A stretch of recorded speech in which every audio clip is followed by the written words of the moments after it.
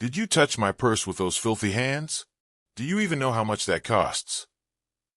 The shrill voice of Victoria Blackwood, billionaire heiress, cut through the elegant ambience of La Pearl like shattered glass, instantly freezing every conversation mid-sentence. Her words, saturated with contempt, echoed off the marble walls of one of New York's most exclusive restaurants. All eyes turned to table 17. Standing beside it was 26-year-old Daniel Santos, still holding the silver tray he had just used to serve Victoria's $1,200 meal. His expression was calm, almost unnaturally so.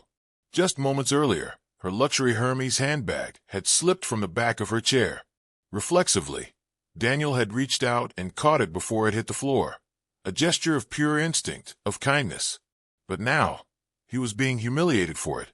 Just look at him, Victoria sneered, waving at Daniel like a museum exhibit. He's probably never seen a bag worth more than his 10-year salary, drooling over what it'd be like to own something like this.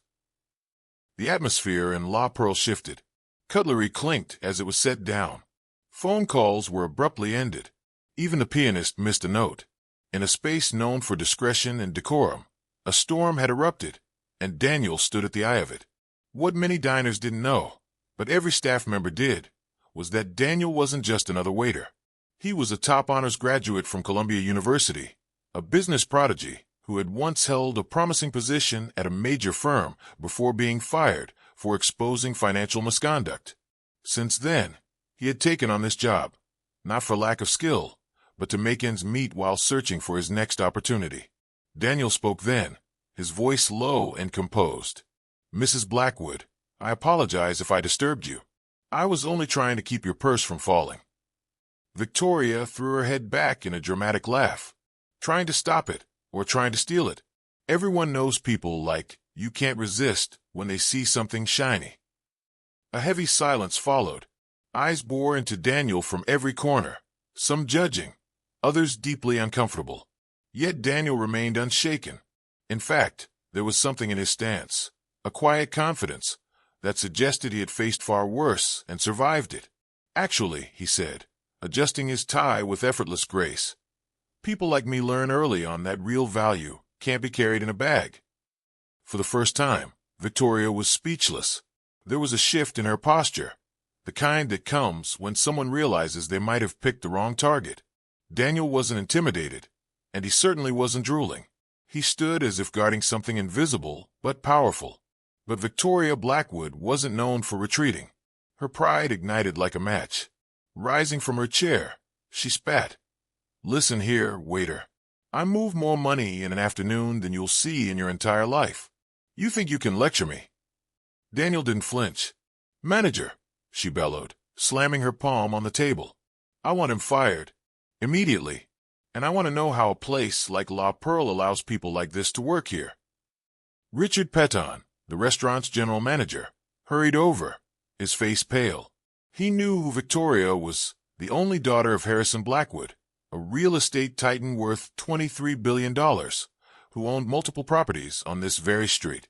"Mrs. Blackwood," Richard stammered, "I deeply apologize. We can resolve this discreetly." "Discreet?" she barked. "There's nothing discreet about being disrespected by someone so beneath me. He probably crawled out of some slum and now thinks we're equals." Gasps rippled across the room. The blatant racism left some customers visibly sickened. But Daniel remained composed. If anything, he seemed almost amused. "Ma'am," he said gently, "I truly apologize if my effort to assist offended you. Perhaps it would be best if someone else took over your table." "Running away now?" Victoria mocked. "Typical. People like you always fold under pressure." Richard leaned in, whispering, "Daniel, maybe just take a break in the kitchen." But Daniel didn't move. His voice was steady. "Actually, Mr. Peton, I think this might be the perfect moment to clear something up." Victoria scoffed, gesturing to the audience forming around them. "Listen to this. A waiter thinks he can explain himself to a Blackwood." "It's interesting you bring up your last name," Daniel replied smoothly. "I happen to be very familiar with the Blackwood family, especially their reputation for questionable business practices." Victoria's confidence, faltered for the first time. What did you just say? Daniel adjusted his tie again. This time, the act felt intentional, almost symbolic. You see, working here lets me meet all kinds of people. Auditors, prosecutors, executives, and they love to talk over dinner. Richard's heart skipped. There was something off. Daniel wasn't just standing his ground. He was building something. Are you threatening me? Victoria demanded, her voice losing its edge. Not at all. Daniel smiled. Just observing how small the world really is. 3 months ago, I served a table where Marcus Thompson from the Federal Audit Office discussed an investigation, something about construction companies overcharging for public projects. Victoria froze. Marcus Thompson was the man leading an active investigation into her father's company. And just last week, Daniel added, still effortlessly calm, I served Prosecutor Jennifer Walsh. She was discussing tax evasion through offshore accounts. Fascinating stuff. The blood drained from Victoria's face. Suddenly, Daniel wasn't a nameless waiter. He was something else entirely. Someone who listened, who learned, who remembered. A witness. And he had just made it clear. People like him don't fold. They wait. Victoria slowly sat down, her once fiery complexion drained of all color. The name Walsh hit her like a slap. Jennifer Walsh was the federal prosecutor who had subpoenaed the entire Blackwood family only weeks earlier. Her voice, once loud and commanding, was now a hoarse whisper. Who are you? Daniel finally smiled, a measured, knowing smile. It was not the smile of a humiliated waiter. It was the kind of smile that made every person in the room lean forward slightly, aware they were witnessing something profound. It was the smile of a man who had been several moves ahead from the very beginning. I'm someone who learned a very valuable lesson, Daniel said, drawing a small card from inside his uniform. After I was fired 3 months ago from a major bank for exposing fraud, I realized that sometimes you have to accept humble positions to be in the right place, at the right time, with the right people. He placed the card gently on the white tablecloth. Victoria gasped audibly. Her eyes widened in disbelief. It was an FBI identification card. Department, Economic Crimes Division. Name, Special Agent Daniel Santos. Daniel leaned forward, voice calm and controlled. See how small the world really is, Miss Blackwood? The restaurant seemed to contract around them. Conversations had ceased entirely. Forks were suspended midair. Even the pianist, who had attempted to quietly resume playing, now rested his fingers above the keys, frozen. Daniel continued, During my time here, I've overheard some fascinating conversations. Whispers about real estate scams, offshore transfers, and suspicious public contracts. It turns out that people say a lot when they assume the waiter isn't listening, especially one who happens to be a federal agent. Victoria stared at the card like it was a death sentence in plastic. Her lips trembled as Daniel spoke. And you know what else? Daniel added, his voice just above a whisper. Tonight, in front of dozens of witnesses, you not only humiliated a federal agent based on his race, but you also made a series of incriminating statements. Racism may not be a felony, but what you said, and what you've done, certainly is. Each word struck like a gavel. Every insult, every slur, every arrogant accusation she had hurled was now federal evidence, documented, witnessed, recorded. Victoria had unknowingly provided the final piece in a months-long investigation. What you don't realize, Daniel said, now standing tall, is that your outburst tonight sealed the fate of a criminal dynasty that thought itself untouchable. But even billionaires bleed when justice catches up. A faint voice crackled in his earpiece. Agent Santos, we have high-quality audio of the full exchange. You're cleared to proceed. We have everything we need. Daniel didn't react outwardly, maintaining the same composed demeanor. But inside, the pieces were now locked into place. Miss Blackwood, he said smoothly, pocketing his FBI credentials, it would be in your best interest to speak with me in private, particularly regarding the wire transfers your company made to the Cayman Islands last week. Victoria's face turned a ghostly gray. Those transactions had been known to only 3 people, herself, her father, and the company's chief accountant. They were encrypted, buried behind layers of corporate privacy and non-disclosure agreements. How could he possibly know? You can't prove anything, she stammered, but her voice shook like a house in an earthquake. Oh, I can, Daniel replied gently. You see, for the past 3 months, I've been serving your brother, Theodore Blackwood Jr., every Thursday at that corner table over there. He nodded toward table 15. Victoria visibly flinched. Theodore was the weak link, a 24-year-old with a known drug habit, frequently cut off from the family business due to his lack of control. But he had a big mouth. After his third martini, your brother gets conversational, Daniel explained, his tone still respectful, but with an undertone of methodical precision. He told me about the offshore accounts, the shell corporations, the land grabs in Colombia through intimidation. Everything. Behind the kitchen doors, several employees peered out, stunned into silence. Richard Petton, the general manager, had already backed away, realizing he was witnessing the unraveling of one of the wealthiest families in the country. But what really stood out, Daniel said, producing a small digital recorder from his pocket, were the Thursday conversations at table 12. That's where your chief accountant, Mr. Marcus Hoffman, dined regularly with his wife. They often discussed how they falsified environmental reports to secure permits in protected areas. Victoria made a motion to stand, but her knees buckled beneath her. That's entrapment, she gasped. You can't use that, you can't. Entrapment, Daniel repeated, shaking his head gently. No, ma'am. Entrapment is when someone is coerced into committing a crime. But you and your associates were already doing these things. I just documented them. And luckily for me, La Pearl has excellent acoustics. The digital recorder glinted under the soft restaurant lighting. Crystal clear. Every word, every admission, every slip.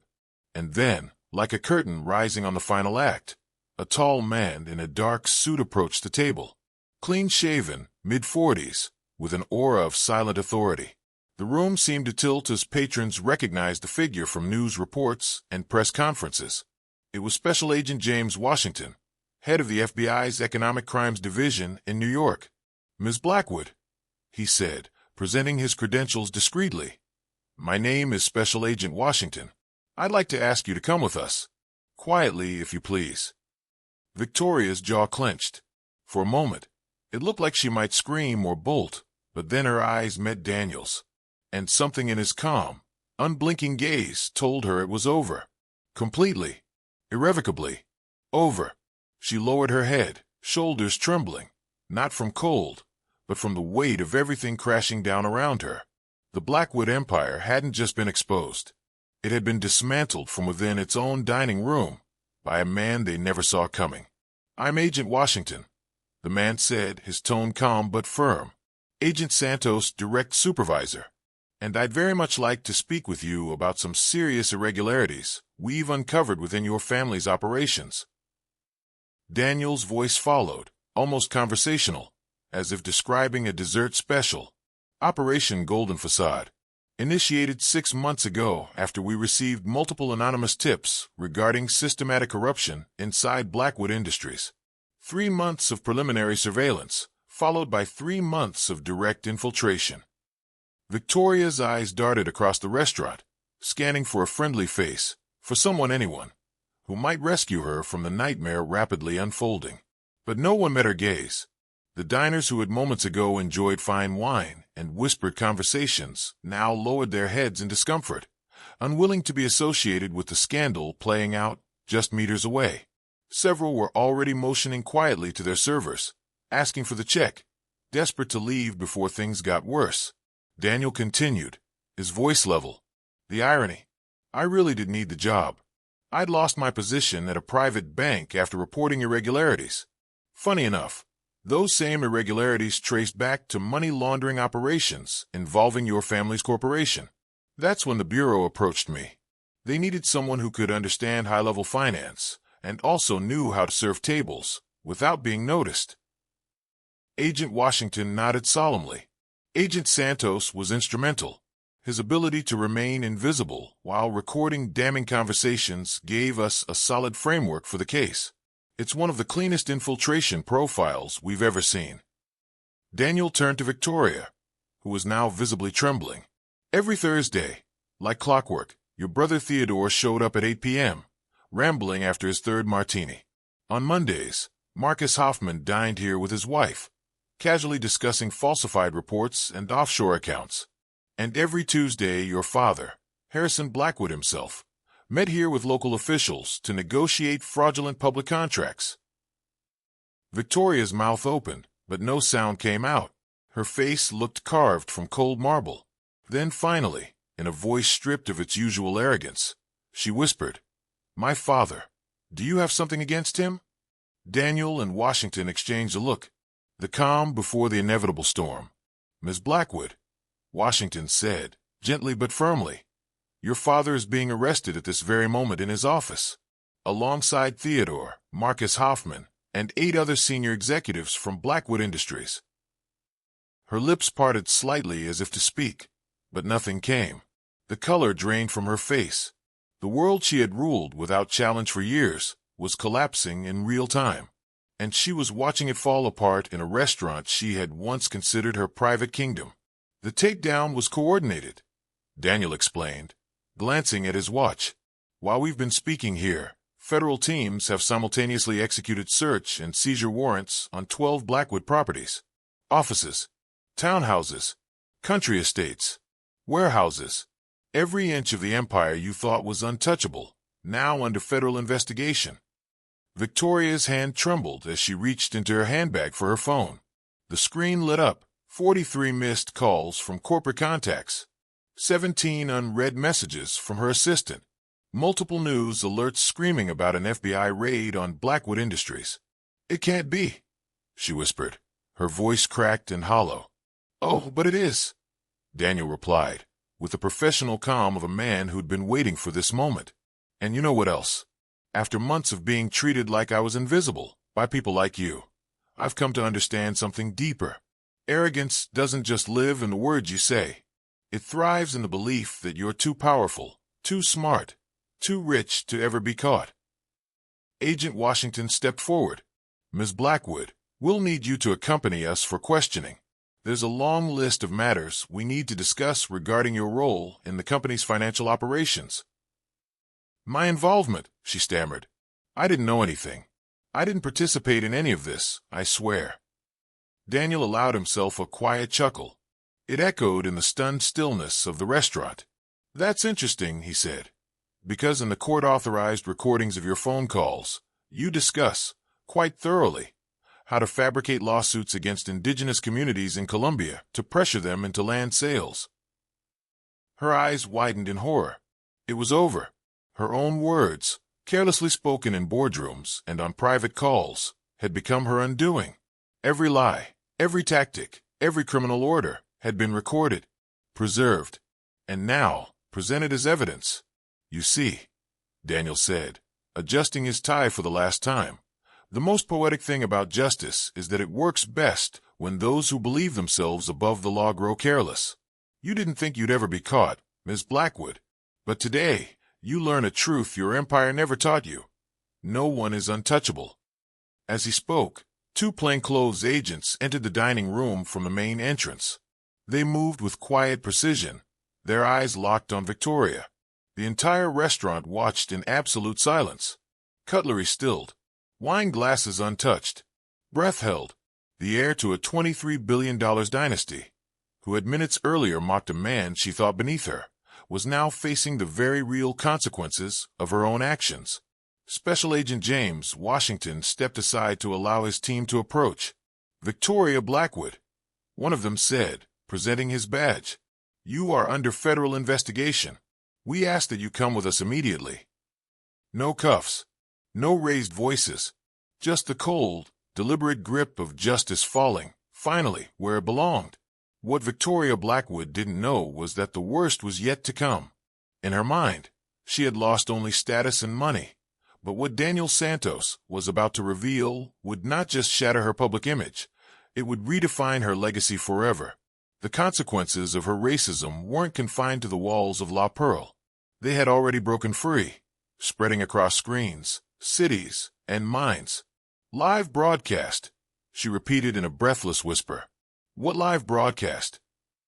Daniel smiled, almost gently, as he reached into his pocket and pulled out a small recording device. This microphone, Miss Blackwood, he said, holding it between two fingers like evidence in a courtroom, has been connected to the FBI's social media platforms for the last 40 minutes. Every insult, every threat, every word of racial contempt you've uttered tonight has been live-streamed, heard and seen by over 200,000 people. Her skin drained of color. Her hands fumbled for her phone. And then came the proof. Her screen lit up with a flood of notifications. Comments, shares, tags, hundreds every second. The broadcast had gone viral. Over 500,000 views and counting. It was already trending on multiple platforms. Agent Washington's voice was calm but firm. Standard protocol during public interest operations. The people have a right to know how power is abused, how privilege shields injustice, until now. Victoria's heart pounded in her chest as she scanned the exploding comment threads. Hashtag Blackwood racist, hashtag criminal heir, hashtag justice served. Headlines were already forming. Racist billionaire humiliates FBI way to live. Blackwood family exposed in viral sting. From heiress to handcuffs. Daniel's tone remained composed. The irony, he said, is that every word you used to humiliate me is now part of a national conversation. Civil rights leaders are already dissecting this moment on live TV. And corporations, major corporations, have begun canceling their contracts with Blackwood Industries just based on your behavior tonight. Across the restaurant, whispers rose like smoke. Diners looked between their screens and Victoria's face in stunned silence. Some recognized her from the very live stream they were now watching on their phones. But the avalanche wasn't over. Washington's voice dropped another bombshell. Mrs. Blackwood, while we've been talking, prosecutors in 3 states have issued arrest warrants. Based on 6 months of evidence, including tonight's performance, your family's criminal network will be completely dismantled. Panic overtook her now. She dialed her father. Straight to voicemail. She tried Theodore. Nothing. Marcus Hoffman's line was dead. One by one, every lifeline vanished. They're all in federal custody. Daniel explained softly, almost like a teacher to a slow-learning student. And thanks to your public meltdown, the court of public opinion has already passed judgment. Her phone rang again, this time not with alerts, but calls. Reporters, media outlets, activists. Each ring was another chisel strike on her reputation. Each unanswered call, another nail in the coffin of her former life. You ruined my life, she whispered, tears streaking down her immaculate makeup. Daniel looked at her, tired, dignified, unshaken. No, he said. You ruined your own life. We just documented it. For months, your family committed crimes in plain sight, thinking we were too invisible to matter. But tonight, everyone sees. Washington gave a silent signal. 2 agents stepped forward. Ms. Blackwood, he said, we need to go. There are many charges to address, and the public is very eager for your explanation. Victoria grabbed Daniel's arm in a final, frantic plea. Please listen. I can change. I'll donate. I'll fund programs, apologize, do whatever it takes. I can fix this. Daniel stared down at her trembling hand, then met her eyes. Ma'am, he said, gently removing her grip. For 40 minutes, you treated me like I was beneath you. And now, you want to negotiate justice like it's a business deal? That only proves you still don't understand what you did. As agents escorted her through the restaurant, phones rose in every direction. Her walk of shame was recorded from every angle, posted, stitched, captioned. Victoria Blackwood, heiress to a $23 billion empire, was now a symbol of the very arrogance that had once made her untouchable. Outside, a wall of flashing cameras awaited. Reporters shouted questions. Protesters held signs. And as the agents led her into the waiting vehicle, Daniel stood beside Washington and watched the scene unfold. The beauty of modern justice, Daniel murmured, is that it doesn't wait for the courtroom anymore. It happens in real time, before witnesses from around the world. Victoria Blackwood had thought money could buy anything. But tonight, she discovered it couldn't buy back a reputation. And it certainly couldn't erase a broadcast watched by millions. And still, Daniel had saved the most devastating revelation for last. What Victoria Blackwood didn't know that night at La Pearl was that she hadn't just lost money and social standing. She had unknowingly ignited a chain reaction that would alter how billion-dollar corporations treat their employees. And the man she had dismissed as just a waiter? He had a story far more personal, and a justice far more poetic than she could ever imagine. 6 months later, Daniel Santos stood at the window of the FBI's New York headquarters, overlooking the bustling city. It was a city that had witnessed the spectacular fall of one of America's most powerful families. The Blackwood Empire had collapsed. Harrison Blackwood Sr. was now serving 23 years for racketeering, money laundering, and tax fraud. Theodore Jr. had been sentenced to 16 years for insider trading. Marcus Hoffman, their loyal accountant, received 15 years for falsifying federal records. And Victoria, once heir to a $23 billion fortune, received the harshest sentence: 25 years in federal prison for aggravated hate crimes, extortion, obstruction of justice, and financial corruption. Her racist tirade, captured live on camera, had not only gone viral, but served as indisputable court evidence of her character and motivations. The live broadcast changed everything. Daniel told a group of new FBI trainees gathered in a briefing room. This wasn't just about prosecuting financial crime. It was about exposing how racism operates at the highest levels of wealth and power, unseen, unchecked, until it's caught in the light. What Daniel never revealed publicly was his personal connection to the case.